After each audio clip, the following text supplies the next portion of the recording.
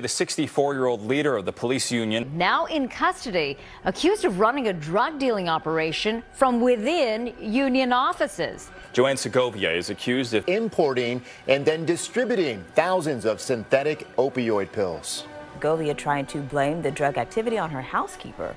First, Segovia gave the housekeeper a drug problem by addicting her and her kid to Oxycontin. Once addicted, the housekeeper got into trouble with the law.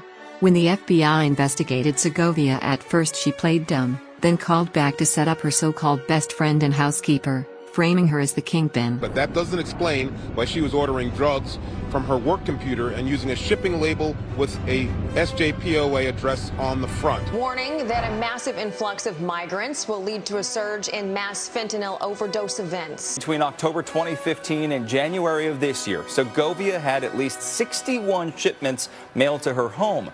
They came from Hungary, India, Singapore, and other countries. Idaho, nearly 2,000 miles from the southern border, but the state is seeing a massive spike in fentanyl overdoses, with 96% of the drugs trafficked in the region coming from Mexico. Accused of using her personal and work computers to order drugs and agreeing to distribute them throughout the country. Our number one threat is that border. Because everything that's the gateway. Everything that's bad coming across it ends up in America.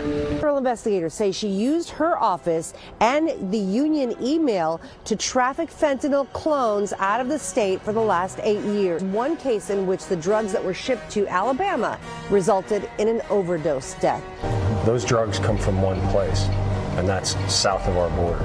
Experts say Segovia's role with the police union may have made her criminal activity harder to detect, not easy. We know how the fentanyl is coming into the country. It's coming right across the southern border. This is 64-year-old Joanne Segovia here in her LinkedIn photo. Segovia is on paid leave. She was released without bail, but under condition. About dropping off a few Tomahawk missiles in the Sinaloa Mountains, where we know that fentanyl is being manufactured.